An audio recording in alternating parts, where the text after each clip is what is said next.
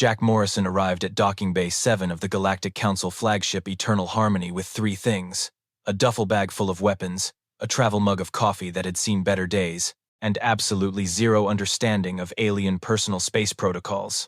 Commander Threlix, a towering Vexalian with 4 arms and the personality of a tax auditor, stood at attention with his clipboard. All 4 hands gripped different data pads. He took protocol very seriously. "Human Specialist Morrison," Threlix announced, his translator giving his voice an unsettling monotone quality. "You are 17 minutes late for your orientation briefing." "Yeah, sorry about that," Jack said, taking a long sip of coffee. "Turns out humans and Vexalian coffee are not the same thing. Spent 20 minutes looking for the bathroom. Found 3 meditation chambers, and what I think was a botanical garden, but no bathroom." Behind Threlix, a small, translucent blob bounced nervously. This was Pip, a gelation whose species communicated through color shifts and bioluminescence. The translation collar around his middle-ish section flickered as he spoke. "The human appears caffeinated to dangerous levels," Pip announced, glowing an anxious yellow. "Should we alert medical?" "I'm fine," Jack said, setting down his duffel bag with a heavy thunk. "Just need to get Betsy settled in and we can start whatever PowerPoint presentation you've got planned." Threlix's eye stalks rotated in confusion. "Betsy? There is no Betsy listed on your assignment manifest. Have you brought an unauthorized crew member?" "What? No." Jack unzipped the bag and carefully pulled out his standard issue plasma rifle modified. Naturally, because standard issue was for people who didn't know better. He checked the chamber, ran his hand along the barrel, and smiled. "Morning, Betsy. Ready for another day?" The silence that followed could have suffocated a small moon. Pip cycled through 6 different colors, finally settling on a shade that his translator helpfully identified as existential dread purple. "The human," Pip whispered, "is talking to a weapon. I can hear you." "Buddy," Jack said, not looking up as he checked Betsy's sights. Threlix's 4 arms began making frantic notes. "Human Morrison, please confirm. Did you just greet your firearm verbally?" "Yeah? And this is highly irregular." Threlix's voice climbed an octave, which the translator rendered as a concerning squeak. "Does the weapon respond?" "Well, not with words, obviously," Jack said, like he was explaining something to a child. "But she's never jammed on me, so I'd say we have an understanding." A new voice cut through the bay, sharp, analytical, and deeply suspicious. Dr. Kvaline, the ship's chief xenobiologist, descended from an upper walkway on 6 moth-like wings. Her compound eyes fixed on Jack with the intensity of someone about to write a very long research paper. "Fascinating," she said, landing beside Threlix. "The human exhibits clear signs of anthropomorphization disorder. I've read about this. They assign personality traits to inanimate objects." "It's not a disorder," Jack protested. "It's just look. Humans name things. It's what we do." "But why?" Kvaline pulled out a holographic notepad, already typing. "What evolutionary advantage could possibly... Because it's mine and I like her, okay?" Jack slung Betsy over his shoulder. "Is this really that weird?" 3 alien heads. Well, 2 heads and 1 gelatinous blob nodded in perfect synchronization. "Right," Jack muttered. "Going to be a long assignment." Threlix's 4 hands moved in a coordinated pattern that Jack was pretty sure meant suppressing panic in Vexalian body language. "Human Morrison, I must insist on a full explanation of this naming protocol. Is this a religious practice? A combat ritual? Should we be concerned about your psychological fitness for duty?" Jack set his coffee down and tried to figure out how to explain something that had never needed explaining before. "Okay, look. Humans name things they care about. Things they use a lot. It's not complicated." "But it is complicated." Kvaline buzzed closer, her wings creating a soft humming sound. "Objects do not have identities. They do not require nomenclature beyond their technical specifications.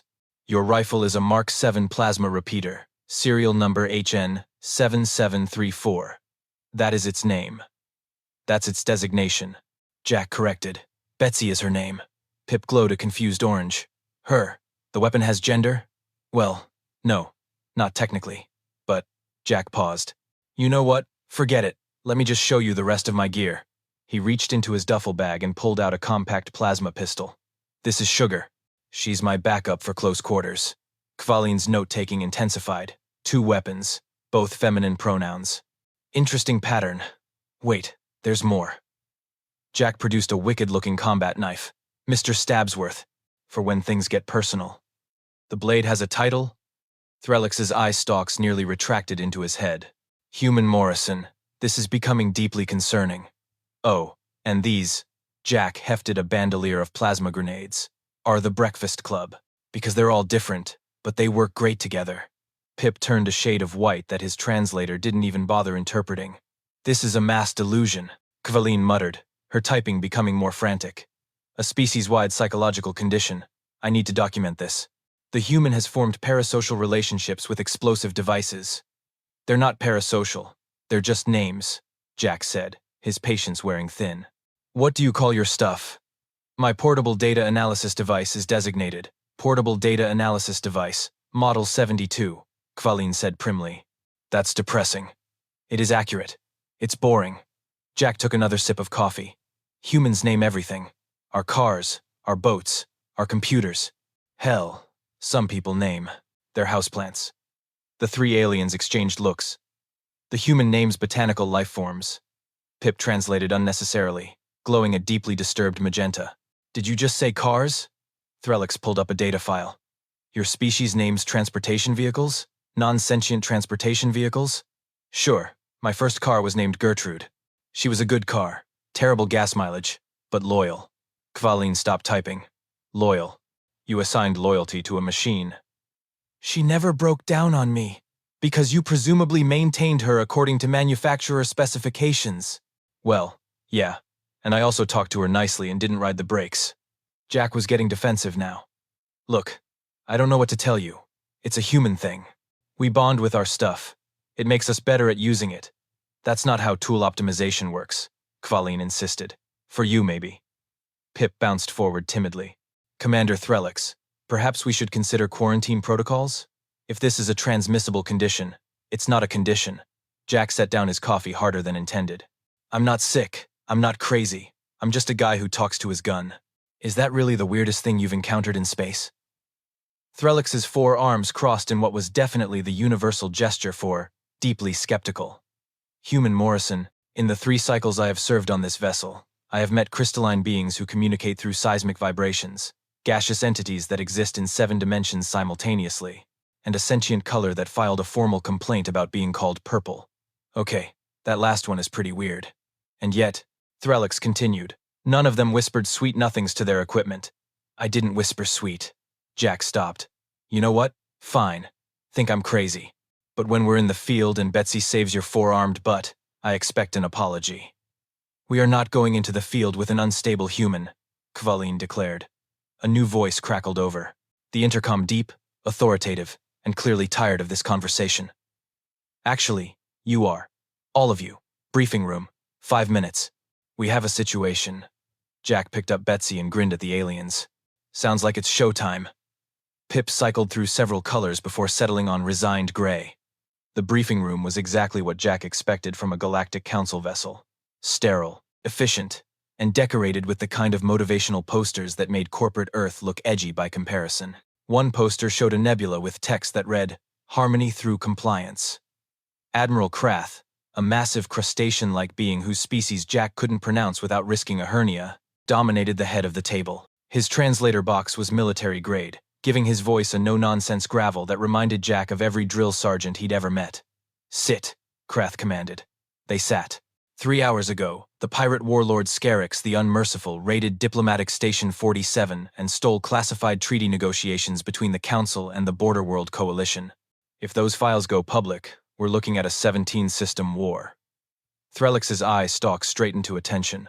Sir, I assume we have a diplomatic solution in progress? Diplomacy takes time we don't have. Scarix operates out of an asteroid field in the Kresh sector. Heavy defenses, multiple redundancies, paranoid security protocols. Krath's many eyes fixed on Jack. Which is why we're sending in the human. Jack felt 3 pairs of alien eyes turn toward him. Well, technically more than 3 pairs, counting Kvaline's compound setup, but who was counting? You want me to infiltrate a pirate stronghold? Jack asked. Affirmative. Stealth insertion, data retrieval, minimal casualties. Okay, Jack nodded. So sneak in, shoot bad guys, grab the thing, leave. The room erupted in scandalized chittering. Minimal casualties. Threlix waved all 4 arms frantically. The human has already violated 17 sections of engagement protocol in a single sentence. I said shoot the bad guys, Jack protested. The protocol, Threlix continued, pulling up a holographic document that looked like it had more pages than a phone book, requires 14-step verification of hostile intent, 3-tier approval for weapons discharge, and a post-engagement diplomatic assessment form filed in triplicate. Jack stared at the floating document. How do you people win fights? We typically don't fight, Kvaline said. We negotiate, mediate, or occasionally wait for our enemies to die of old age. That explains so much. Admiral Krath's shell rattled, apparently a laugh. Which is why we hired humans. Morrison, you'll have support. Threlix will run tactical. Pip handles communications. And Dr. Kvaline. He paused. Why exactly are you going? Kvaline's wings fluttered. Research purposes. I need to observe the human in combat conditions to better understand this weapon-naming phenomenon. It's clearly a significant aspect of human tactical psychology. You're going into a firefight to watch me talk to my gun? Jack asked. When you phrase it that way, it sounds less scientific than I'd prefer, but essentially yes. Pip glowed a sickly green. For the record, I did not volunteer for this assignment. I was voluntold. Your species can interface with any communication system, Krath said. We need you. My species also has a very strong survival instinct that's currently screaming at me in 3 different color spectrums. Jack actually felt a little bad for the blob. Look, Pip, I'll keep you safe. Promise. The human who talks to inanimate objects promises my safety. This is fine. Everything is fine.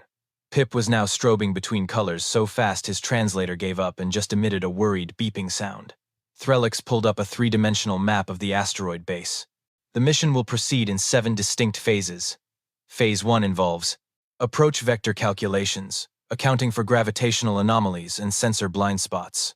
Phase 2 requires atmospheric entry at precisely calculated coordinates with a margin of error no greater than 0.03 degrees. Phase 3. Threlix, Jack interrupted. Yes? How long is this briefing? Approximately 4 hours. I've prepared a comprehensive breakdown of each phase with contingency protocols and, can you email it to me?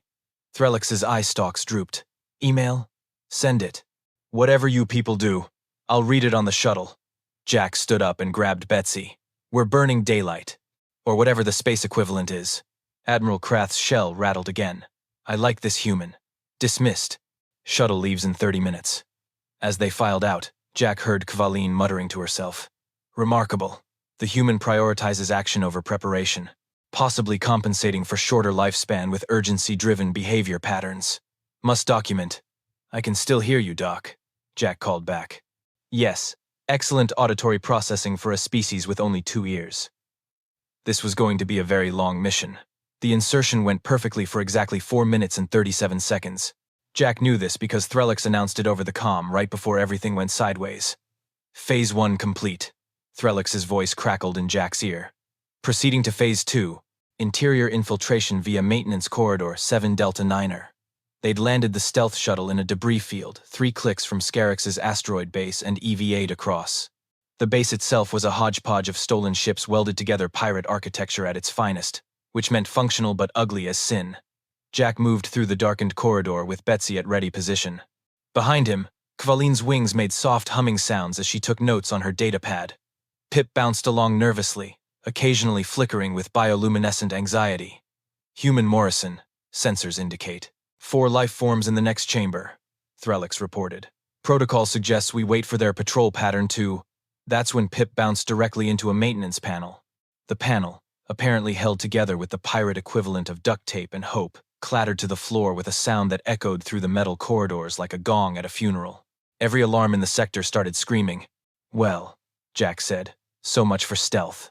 I am so sorry. Pip strobed through apologetic colors so fast he looked like a disco ball. I didn't see it. I don't have traditional depth perception. This is why I work in communications. Heavy footsteps thundered toward them. Lots of footsteps. Defensive positions! Threlix shouted through the comm. I'm pulling up Protocol 7-9er Bravo for unplanned hostile engagement. No time for protocols. Jack dropped to one knee and brought Betsy up. Okay, girl. Looks like we've got company. Let's make a good impression. The first pirate rounded the corner, a 7-foot-tall reptilian with more scars than scales and a plasma rifle that had definitely seen better days. Behind him, 4 more of his buddies emerged, all carrying various weapons and looking extremely annoyed about their interrupted shift. "Intruders," the lead pirate hissed. "Scarix will feed you to the plasma furnaces." "Okay, Betsy. 3 on the left, 2 on the right," Jack whispered, his hand moving across the rifle's smart targeting interface. "Just like the range. Nice and easy." Kvalin, pressed against the wall behind him, watched with wide compound eyes. Is he calibrating through verbal affirmation? The rifle's scope lit up with targeting data, syncing seamlessly with Jack's neural implant. But unlike the cold, clinical interface most soldiers used, Jack's modifications responded to his voice commands with frightening precision. "Left group first. Sugar might need to clean up," Jack murmured. He fired. The plasma bolts hit with surgical accuracy. The first pirate's weapon exploded in his hands, a disarm, not a kill. The second took a shot to the shoulder that sent him spinning. The third found his leg armor suddenly very melted. "Good girl, Betsy." Now the right side. 2 more precise shots. One pirate's weapon went flying. The other dove for cover, shouting something that the translator wisely chose not to interpret. "Mr. Stabsworth, you're up," Jack said, holstering Betsy and drawing his combat knife in one fluid motion. A pirate thought he'd gotten clever, trying to rush Jack from a side corridor. Jack's knife found the weak point in the armor plating, with the kind of precision that only came from hundreds of hours of practice and, apparently, a very personal relationship with his blade. "Good job, buddy," Jack whispered to the knife before sheathing it. More pirates poured in. Jack pulled a grenade from his bandolier. "All right, Breakfast Club, who wants to go first?" "Eeny, meeny, miny." He pulled one free. "You're up, champ." The grenade sailed through the air in a perfect arc, landing exactly where Jack needed it. The blast wasn't lethal, concussive, meant to stun and disorient. Very effective. Through it all, Kvalin's datapad worked overtime. Extraordinary. The verbal cues are triggering micro-adjustments in his neural interface. Each weapon has specific calibration protocols tied to its designation. The names aren't madness, they're optimization shortcuts. "Less science, more running," Pip shouted, bouncing frantically down the corridor. Threlix's voice cut through the chaos. "Human Morrison, I'm reading 17 more hostiles converging on your position." 17. "Betsy, we're going to need Sugar's help on this one." Jack drew his backup pistol. 2-gun time, baby." What happened next? Kvalin would later describe in her report as a masterclass in human weapon synchronization that bordered on the supernatural, assuming one believed in such unscientific concepts, which she absolutely did not, but still. Jack moved through the corridors like he was dancing, both weapons firing in perfect rhythm. Every whispered word to Betsy or Sugar corresponded with minute targeting adjustments. Every grenade thrown had a nickname and landed exactly where it needed to. "Behind you!" Pip squeaked. Jack spun, and Mr. Stabsworth found another target. "Thanks for the heads up, Pip." "I have a name," Pip shouted back, then paused mid-bounce. "Wait, did you just thank me by name?" "Yeah?" "You're part of the team!" Despite the firefight, Pip glowed a pleased pink for just a moment. The final pirate, bigger than the rest, wearing armor that suggested he was some kind of lieutenant, raised his weapon at Kvalin. The scientist dies first. Jack was too far away. Betsy didn't have the angle, but Sugar did. Sugar, fast and low. Jack breathed. The plasma bolt took out the pirate's knee joint. He went down hard, weapon skittering across the floor. Silence fell over the corridor, broken only by the groaning of incapacitated pirates and the soft hum of Kvalin's wings. "Clear," Jack announced, checking his ammo. "Betsy needs a reload, but we're good to move." Kvalin drifted closer, her compound eyes fixed on Jack with something approaching awe. "You don't name them because you're unstable. You name them because it creates a perfect feedback loop between human intuition and machine precision. The emotional connection facilitates faster neural processing. It's not inefficient, it's genius." "I just like talking to my guns, Doc," Jack said, but he was grinning. Threlix's voice crackled with something that might have been respect. Human Morrison, that was. Disturbingly effective. Though you violated at least 43 protocols. "Yeah, but we're alive and they're not. I call that a win." "The pirate database terminal is 2 corridors ahead," Pip announced, having regained some of his composure. "If we move now, we can grab the files before reinforcements arrive." Jack patted Betsy affectionately. "You hear that, girl? We're almost done. Think you can handle a few more if they show up?" The rifle, obviously, didn't answer, but Jack could swear she felt ready.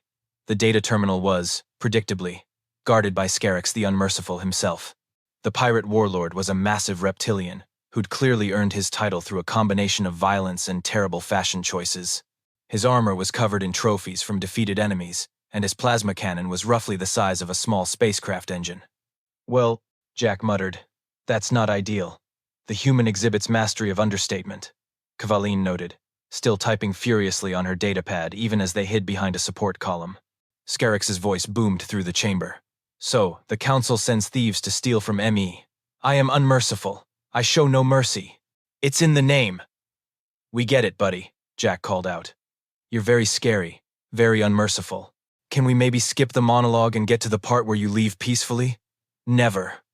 Worth a shot. Jack checked Betsy's charge. Okay, girl, this is the big one. Guy's got serious armor plating. We're going to need to get creative.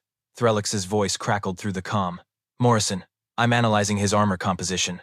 Reinforced durasteel with energy dispersion fields. Standard plasma fire will be ineffective.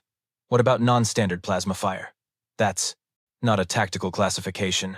It is now, Jack whispered to Betsy, his fingers dancing across her modified targeting system. Remember that ricochet trick we practiced? Time to show off. Kvaline watched his neural interface readings on her scanner. Fascinating. His brainwave patterns show complete synchronization with the weapon's targeting AI. The naming convention has created a symbiotic relationship between Doc, less science, more cover fire. Jack leaned out and fired. The plasma bolt hit a metal support beam at precisely calculated angle, bounced off a coolant pipe, ricocheted off the ceiling, and caught Scarix in the gap between his shoulder armor plates. The warlord roared. Impossible! No one makes that shot! Betsy makes that shot, Jack corrected, already lining up another ricochet. Sugar, you ready for cleanup? He rolled from cover, both weapons firing in sequence. Each shot seemed impossible angles that shouldn't work, trajectories that defied logic. But every time Jack whispered to his weapons, every time he called them by name, the shots landed. Pip, who'd been working frantically at the data terminal, suddenly glowed bright green. I've got the files. Download complete. Time to go. Jack threw his last grenade. Sorry, Breakfast Club, you've been great. And the explosion created a smoke screen. They ran. Behind them, Scarix's bellowing faded as they sprinted through corridors, Pip navigating with surprising speed, Kvaline's wings creating enough lift to keep her ahead of the group. Jack brought up the rear, Betsy ready for any pursuers. They made it back to the shuttle with minimal additional violence, which Jack considered a personal victory. As the shuttle lifted off and jumped to FTL, the team collapsed into their seats. Threlix appeared on the view screen, all four arms raised in what was probably a salute. Mission successful. The Admiral is pleased. I am. Also pleased, despite the numerous protocol violations.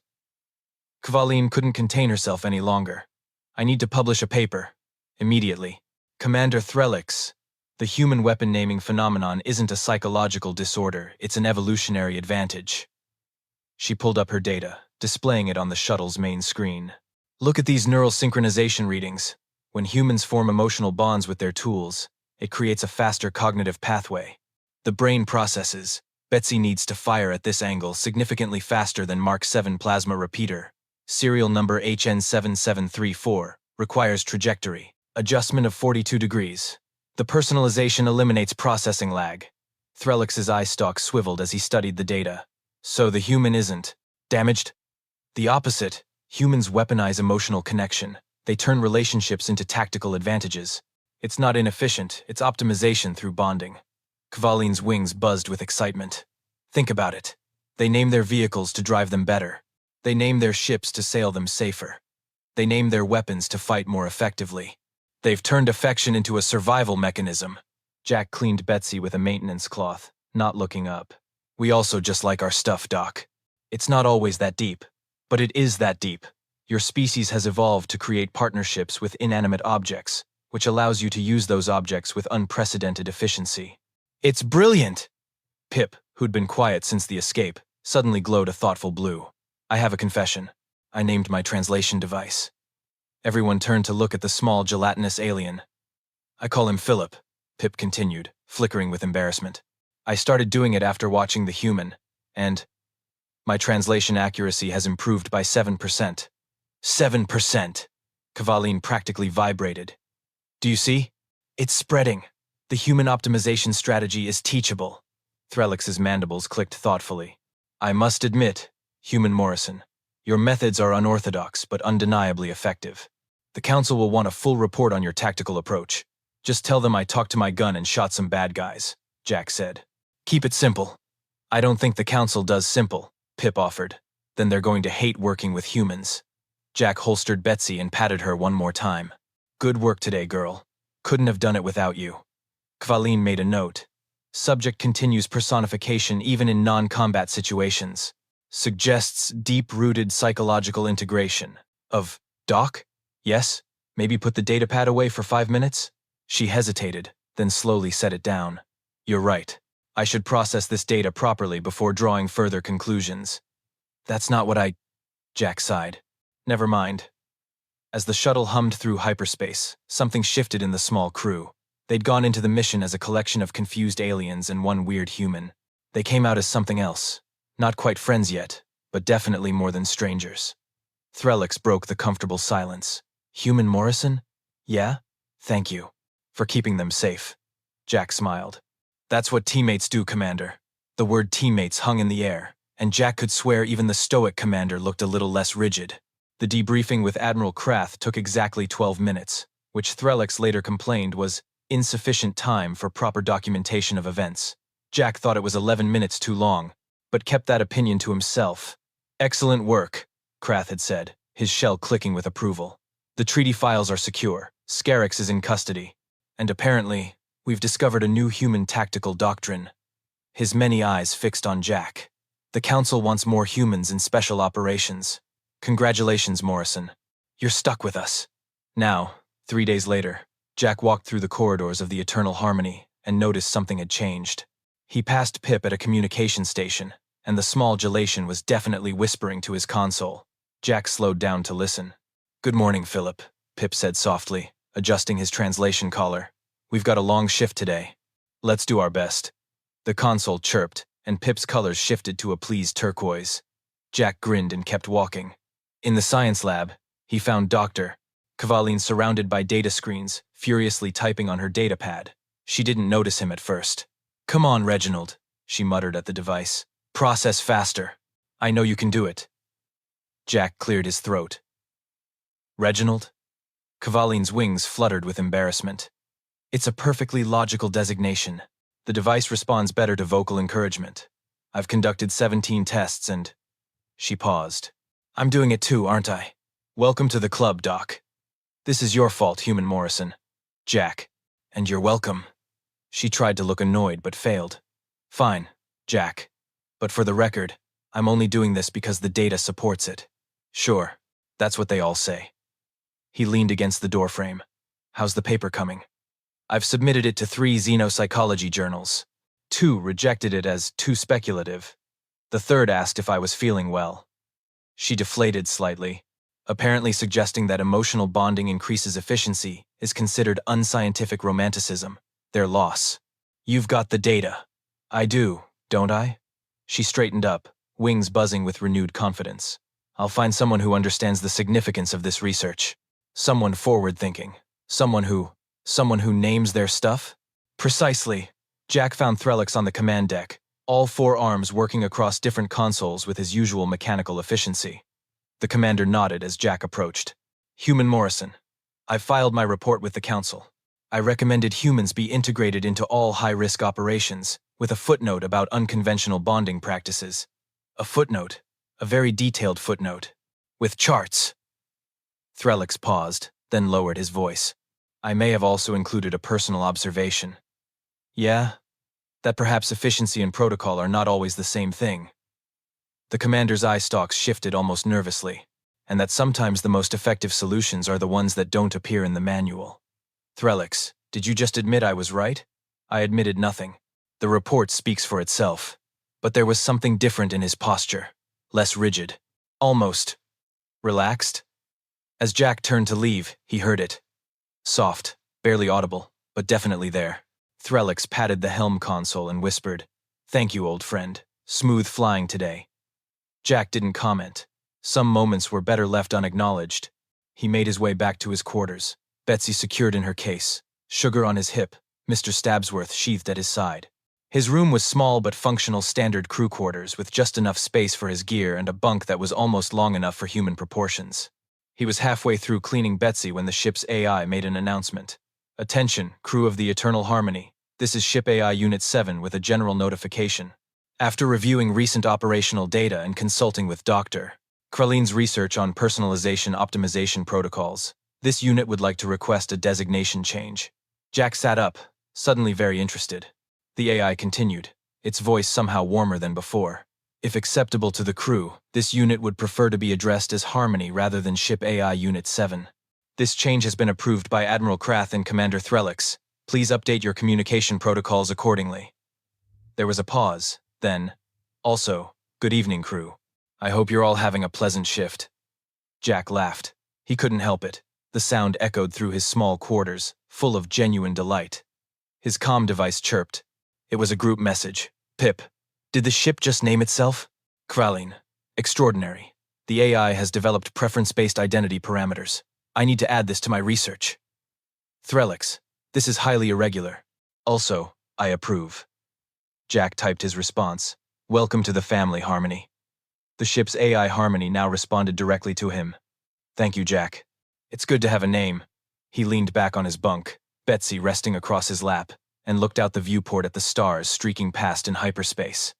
Somewhere out there, the galaxy was full of species who thought humans were weird for talking to their equipment, for naming their tools, for treating objects like partners. But here, on this ship, with this crew, they were starting to get it. Jack patted Betsy one more time. "You know what, girl? I think we're going to like it here." The rifle, as always, didn't answer. But that was okay. Some conversations didn't need words. Somewhere on the command deck, Harmony's systems hummed a little brighter. In the science lab, Reginald, the datapad, processed information with unprecedented efficiency. At the communications station, Philip the translation device worked perfectly. And throughout the ship, a four-armed commander occasionally thanked his consoles. A nervous gelation gained confidence through his equipment, and a moth-like scientist discovered that maybe, just maybe, logic and emotion weren't mutually exclusive. Humanity's weirdness was spreading through the galaxy, one named weapon at a time, and honestly, the galaxy was better for it.